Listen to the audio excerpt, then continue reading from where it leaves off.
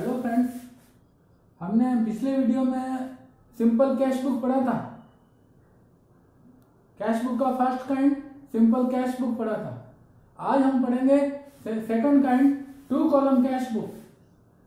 To column cash book और simple cash book के जैसे ही हैं, बस थोड़ा सा फर्क है, इसमें एक कॉलम एक्स्ट्रा होगा अमाउंट का। जैसे टू कॉलम कैश बुक, ये लेजर के जैसे फॉर्मेट होगा। ये डेबिट साइड में डेट, पर्टिकुलर्स, एलएफ, ये एक कैश का कॉलम होगा और ये एक बैंक का कॉलम होगा। इधर भी वापस डेबिट, डेट, पर्टिकुलर्स, एलएफ, एक कॉलम कैश के अमाउंट का होगा, दूसरा बैंक अमाउंट का होगा। तो टू कॉलम कैश बुक में हमने एक कॉलम ज्यादा बढ़ाया है, कैश के अलावा एक कॉलम बैंक का भी रखा, इधर भी और इधर। इसका मतलब ये है कि जिस बिजनेस में ट्रांजैक्शन कैश में भी बराबर होते हैं और बैंक के थ्रू भी बराबर होते हैं, यानी ट्रांजैक्शन कैश और बैंक दोनों में बराबर होते रहते हैं, तो हम कैश ट्रांजैक्शन तो कैश है ही है, और बैंक के थ्रू भी जो ट्रांजैक्शन होता है उसको भी हम कैश ट्रांजैक्शन ही मानते हैं। तो बैंकिंग ट्रांजैक्शन भी हम कैश ट्रांजैक्शन के इक्विवेलेंट मानकर इसको कैश बुक में रिकॉर्ड करते हैं, और वैसे ही रिकॉर्ड करना है जैसे कैश ट्रांजैक्शन रिकॉर्ड किया है। जैसे cash, for example, cash received from Ram 10,000, ये कैश रिसीव हुआ है, तो इधर लिखना है हमारे को टू राम, और कैश कॉलम में लिखेंगे 10,000। और कैश पेमेंट किया, सपोज सैलरी पेड ₹5,000, तो हम पेमेंट साइड में लिखेंगे बाय सैलरीज 5,000। तो कैश में पैसा रिसीव हुआ तो कैश कॉलम में लिखा हमने, और कैश पेमेंट किया तो कैश कॉलम में पेमेंट साइड में लिखा। ये रिसीव साइड, पैसा चाहे कैश आए चाहे चेक आए, यहाँ इधर लिखना है, और पेमेंट कैश के थ्रू करेंगे तो यहाँ, और बैंक के थ्रू करेंगे पेमेंट तो यहाँ लिखना है। For example, wages paid by cheque 6,000। अब ये कैश में पेमेंट हुआ तो यहाँ लिखा। अब ये पेमेंट चेक से हो रहा है, चेक से अर्थात हम पेमेंट करेंगे चेक के थ्रू। जिसको भी वेजेस दी है उसको कैश में दिया और चेक दिया है, वो चेक ले जाएगा और हमारा बैंक से पेमेंट उठाएगा।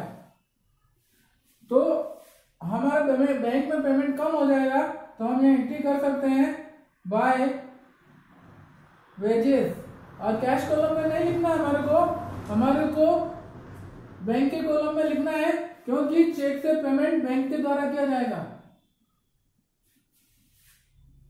तो जो पेमेंट कैश में हो रहा है कैश साइड में लिखना है, जो पेमेंट चेक से हो रहा है वो बैंक में लिखना है। सिमिलरली इधर भी जो पैसा कैश आ रहा है वो कैश लिखना है, और जो चेक के थ्रू आ रहा है वो चेक से लिखना है। जैसे सेल्स ₹3,000 एंड चेक रिसीव्ड, यानी हमने गुड सेल किया और सेल में पैसे की जगह में चेक मिला है, तो चेक को हम बैंक में जमा कराएंगे, फिर लिखेंगे टू सेल्स, और 3,000 हमने बैंक में डिपॉजिट करा दिया होगा, तो इसमें लिखना है। तो रूल वही है जो सिंपल कैश बुक में है कि जो आया है वो इधर लिखना है और पेमेंट किया है वो इधर लिखना है। बस फर्क यही है कि कैश आ रहा है तो कैश कॉलम में लिखना है, और चेक आ रहा है तो बैंक कॉलम में लिखना है, और कैश जा रहा है तो कैश कॉलम में लिखना है क्रेडिट साइड में, और चेक से पेमेंट किया है तो बैंक कॉलम में लिखना है। साइड वही रहेगी, कॉलम अलग अलग हो जाएंगे। तो रूल है टू कॉलम कैश बुक में rule, all receipt in cash और चेक्स डेबिट साइड में रिकॉर्ड करेंगे और ऑल पेमेंट्स बाय कैश और चेक इसको क्रेडिट साइड में रिकॉर्ड करना है। तो कैश बुक में 2 कॉलम कैश बुक में हम कैश और बैंक के 2 कॉलम बनाते हैं और सारे रिसिप्ट कैश और चेक की इधर लिखते हैं और पेमेंट सारे इधर लिखते हैं। तो हम इसको डिफाइन कर सकते हैं कि 2 कॉलम कैश बुक कहां बनाई जाती है। 2 column cash book, it is kept in a business where mostly transactions are done through both cash and bank simultaneously, यानी कैश में भी ट्रांजेक्शन होते हैं, साथ साथ में बैंक के थ्रू भी होते रहते हैं। Therefore 2 column is made for cash and bank transaction। तो कैश बुक में हम 2 कॉलम बनाएंगे अमाउंट के, एक कैश का और बैंक का और कैश का बैंक का। तो जिस बिजनेस में ज्यादातर ट्रांजेक्शन कैश में भी होते हैं और चेक के थ्रू भी होते हैं तो हम उसमें 2 कॉलम कैश बुक मेंटेन करते हैं। तो यहाँ 2 अकाउंट साथ में चल रहे हैं, एक कैश अकाउंट चल रहा है, कैश का डेबिट और कैश का क्रेडिट, और बैंक का डेबिट और बैंक का क्रेडिट, यहाँ 2 अकाउंट साथ में चल रहे हैं। अब इसमें हमारा कुछ ट्रांजेक्शन का ध्यान रखना पड़ता है। कैश ट्रांजेक्शन का हमको विशेष ध्यान नहीं रखना पड़ता, कैश आया इधर लिखना है, गया इधर लिखना है। लेकिन चेक के थ्रू अगर पेमेंट मिला है या पेमेंट हमने किया है तो थोड़ा सा ध्यान रखना है। और तो इसमें फर्स्ट पॉइंट आता है, रूल के बाद आता है कॉन्ट्रा एंट्री। ये इस कैश बुक में मेन पॉइंट है, आपको ये पॉइंट ध्यान रखना है। Point to be kept in mind, आपको बराबर ध्यान में रखना है और समझना है। रूल्स आप समझ गए, all receipt in debit side or all payment is recorded in credit side, but now contra entry ये ऐसा ट्रांजेक्शन है जो कैश बुक के दोनों तरफ लिखा जाता है। ऐसा कोई ट्रांजेक्शन जो कैश बुक के दोनों ही तरफ लिखा जाता हो उसको कॉन्ट्रा एंट्री कहते हैं। तो हम डिफाइन कर सकते हैं कॉन्ट्रा एंट्री को कि any transaction which involves both cash and bank, ऐसा कोई ट्रांजेक्शन जिसमें कैश भी आ रहा है एंट्री में और बैंक भी आ रहा है, is recorded in both sides of cash book, debit and credit also, is known as contra entry।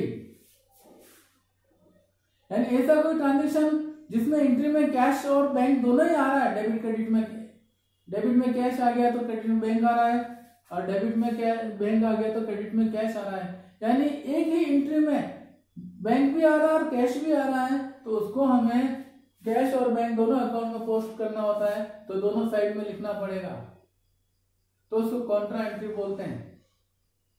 अब कॉन्ट्रा एंट्री के लिए 2 ट्रांजेक्शन ऐसे हैं जिसमें कॉन्ट्रा एंट्री की जाती है। फॉर एग्जाम्पल फर्स्ट है इसमें contra entry is made for following 2 transaction. First is cash deposited into bank, हमने बैंक में कैश डिपॉजिट किया। For example cash deposited into bank, ये एग्जाम्पल है, ये ट्रांजेक्शन है ₹8,000। तो इसको दोनों तरफ लिखना है, इधर भी लिखना है इधर भी लिखना है। इसके लिए हम समझ सकते हैं इसको हमें समझने के लिए जर्नल एंट्री देखनी पड़ेगी कि इसकी जर्नल एंट्री क्या होगी, उसी के हिसाब से हमारे को रिकॉर्ड करना है। तो इसकी हम जर्नल एंट्री बनाना चाहें तो क्या एंट्री होगी जर्नल में? Entry cash deposited into bank, bank receiver है, ये bank account debit 8,000। Journal entry कैसे करते हैं, इसी करना है टू कैश अकाउंट। तो जब भी कॉन्ट्रा एंट्री हो, बैंक में कैश डिपॉजिट कराया हो तो कॉन्ट्रा एंट्री होगी। तो उसके लिए हमें लोग कैसे कहाँ रिकॉर्ड करना है, तो हमारे को उसकी एक एंट्री सोच लेनी है, रफ में एंट्री कर लेनी है थी। फिर देखना है, पोस्टिंग वाला रूल लगाना है। ये दो अकाउंट है, कैश और बैंक लेजर अकाउंट चल रहे हैं। तो बैंक डेबिट हुआ है यहाँ पर, तो डेबिट साइड में बैंक में लिखना है, ये डेबिट साइड और ये बैंक अमाउंट लिखना 8,000। तो बैंक में अमाउंट, बैंक में जमा करा है तो बैंक में अमाउंट आया है, तो रिसिप्ट साइड में लिखना है। और यहाँ लिखेंगे टू कैश अकाउंट, यहाँ अमाउंट बैंक का होगा तो यहाँ कॉलम में कैश होगा, पर्टिकुलर में कैश होगा। अब देखो ये हो गई पोस्टिंग इसकी। अब कैश अकाउंट की पोस्टिंग करो। कैश अकाउंट क्रेडिट हुआ है एंट्री में 8,000, इसका मतलब कैश अकाउंट कैश बुक में भी क्रेडिट में लिखना है। ये 8,000 यहां लिखेंगे, और कैश में लिखना, कैश कॉलम में, ये कैश कॉलम में आएगा, ये बैंक कॉलम में डेबिट में, कैश कॉलम में क्रेडिट में। और यहाँ कॉलम कैश का है तो पर्टिकुलर में बैंक आएगा, बैंक अकाउंट। तो कैश का कॉलम होगा तो बैंक लिखना है, और बैंक के कॉलम में एंट्री करिए तो कैश लिखना है। फिर इसको कॉन्ट्रा एंट्री लिख देंगे, लेजर कॉलम लिख देंगे कॉन्ट्रा, सी करके बात कर देंगे, अर्थात ये एंट्री दोनों तरफ हुई है और ये कॉन्ट्रा एंट्री है। तो एक तो रूल ये, एक तो नियम ये है कि आप एंट्री करके देख लो, और एंट्री के हिसाब से बैंक के डेबिट में बैंक है तो बैंक कॉलम लिख दो, और क्रेडिट में कैश है तो कैश कॉलम में लिख दो। या दूसरा, हम दूसरे तरीके से भी सोच सकते हैं इसको कि बैंक में पैसा जमा हुआ तो बैंक में पैसा आया है तो बैंक में ये रिसिप्ट साइड में लिखना है, और कैश में से पैसा गया है तो कैश कॉलम में पेमेंट साइड में लिखना है। तो दोनों तरीके से सोच सकते हैं, जो तरीका आपको ठीक लगे उसी हिसाब से आपको याद रखना है। दूसरी कॉन्ट्रा एंट्री होती है cash withdrawn from bank for office.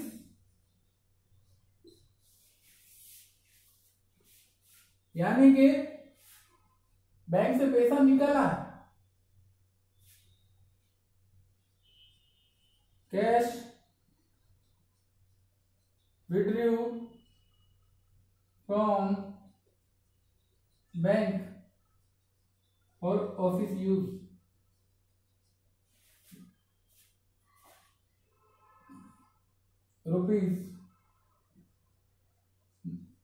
₹9,000 cash withdrew from bank for office use. यानी कैश ऑफिस से निकल के पैसा, सॉरी बैंक से पैसा निकला है और हमारे ऑफिस के कैश बॉक्स में आया है, तो कैश कॉलम में आया तो इधर लिखना है। और बैंक पेमेंट कहां से हुआ, पैसा हमारे पास आया तो पेमेंट किसने किया, बैंक में, तो बैंक के पेमेंट साइड में लिखना है।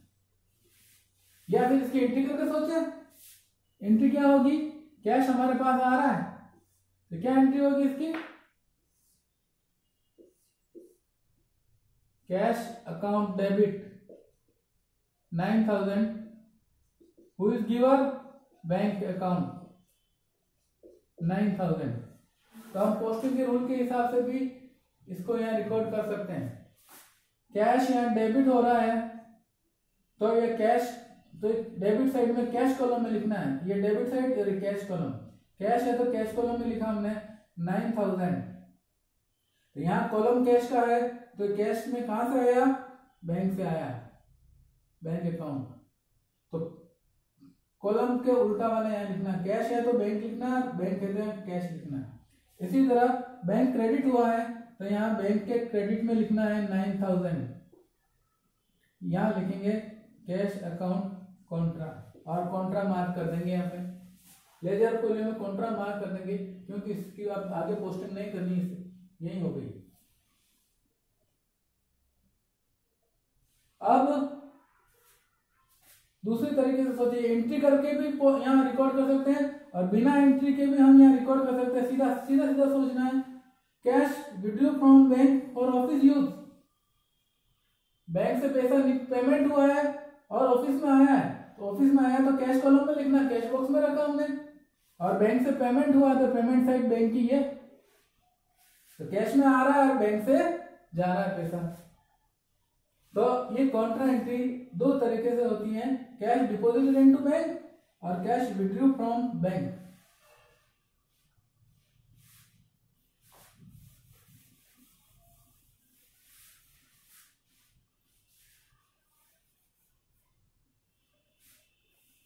तो अब मैं इसको एक बार वापस समझते हैं कि कॉन्ट्रा एंट्री दो ही केस में होगी। सपोज ये हमारा बिजनेस है और ये हमारा बैंक है,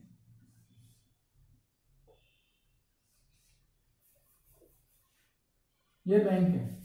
तो cash withdraw from cash deposited into bank 8,000 रुपए। तो कैश यहां से पेमेंट हुआ, कैश बॉक्स से गया बिजनेस से और बैंक में जमा हुआ है 8,000।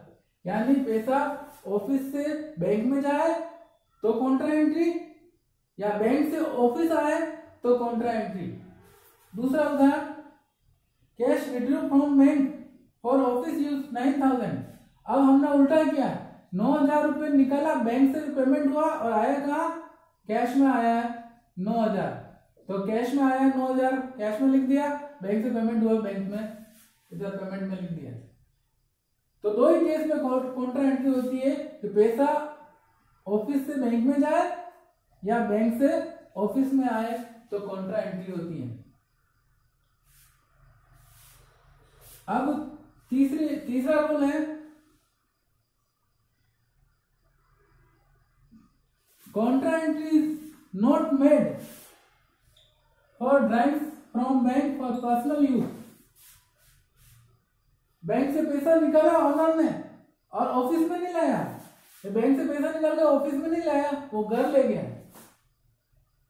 तो कॉन्ट्रा एंट्री नहीं होगी, क्योंकि पैसा ऑफिस से बैंक से निकल के ऑफिस में नहीं आ रहा है, इसलिए कॉन्ट्रा एंट्री यहां नहीं होगी। क्योंकि फॉर एग्जाम्पल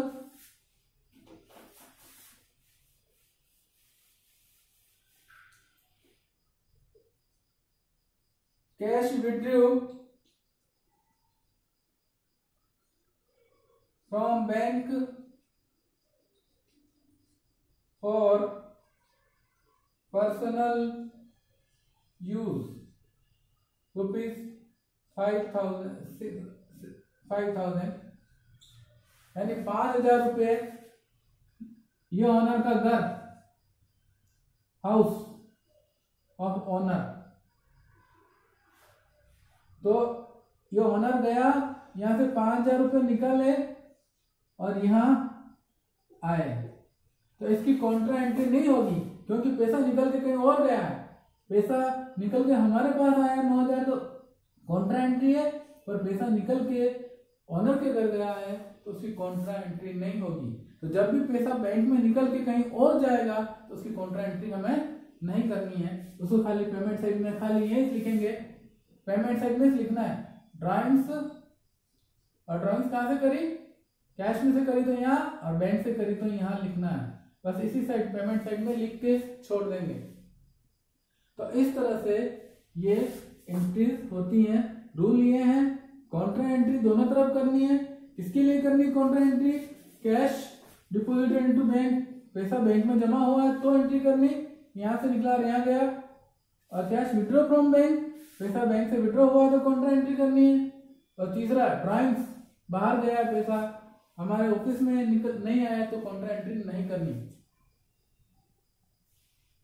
अब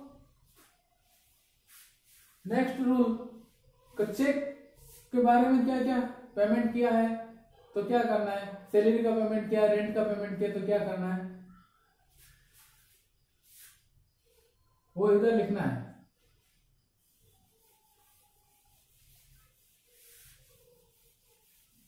तो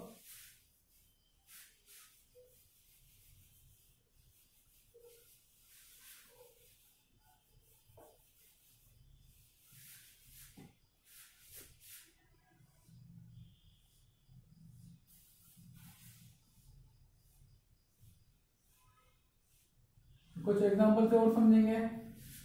अब चेक से पेमेंट बाय चेक्स,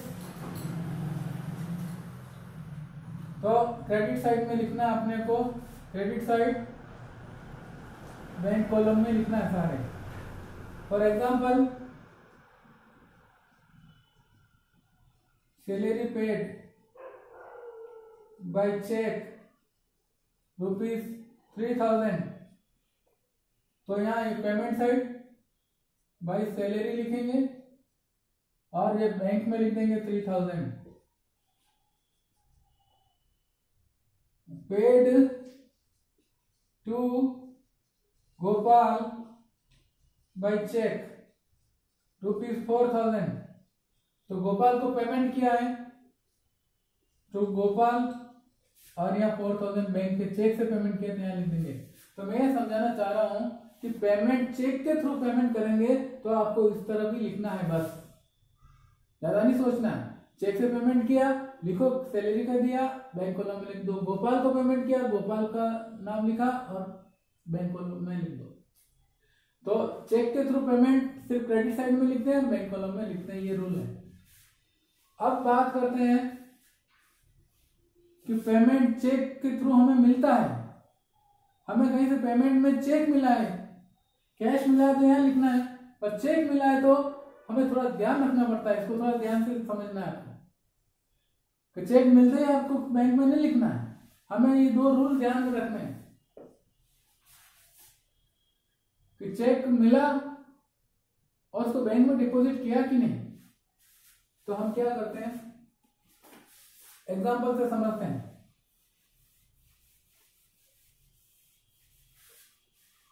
पहला रूल है, if cheque received and deposited into bank on same day. Cheque मिला और सीधा हमने बैंक में जमा करा दिया तो पैसा कहां गया, बैंक में आएगा सीधा। For example, check received from Raju and deposited in bank.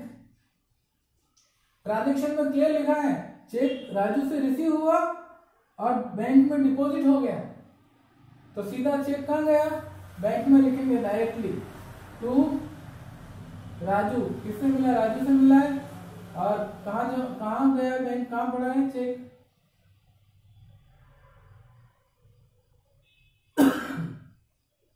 $6000 यहां लिख देंगे 6000। दूसरा, तो चेक जिन सेम डे का डिपॉजिट रिसीव हुआ और सेम डे डिपॉजिट हो गया था वो डायरेक्ट बैंक में लिखना है।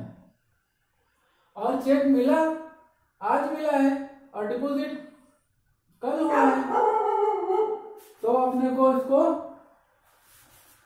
ध्यान रखना है। If cheque received but deposited in bank on next day, cheque मिला आज और जमा हम अगले दिनों में, आने वाले दिनों में कर रहे हैं, तो आपको थोड़ा ध्यान रखना है। क्या ध्यान रखना है, जिस दिन चेक मिला है उस दिन कैश में लिखेंगे, क्योंकि उस दिन बैंक में जमा नहीं किया हमने। For example, cheque received from Sahil ₹5000। Sahil से चेक मिला और 5000 का मिला, और फिर अगले दिन में लिखा हुआ है cheque of Sahil deposited into bank.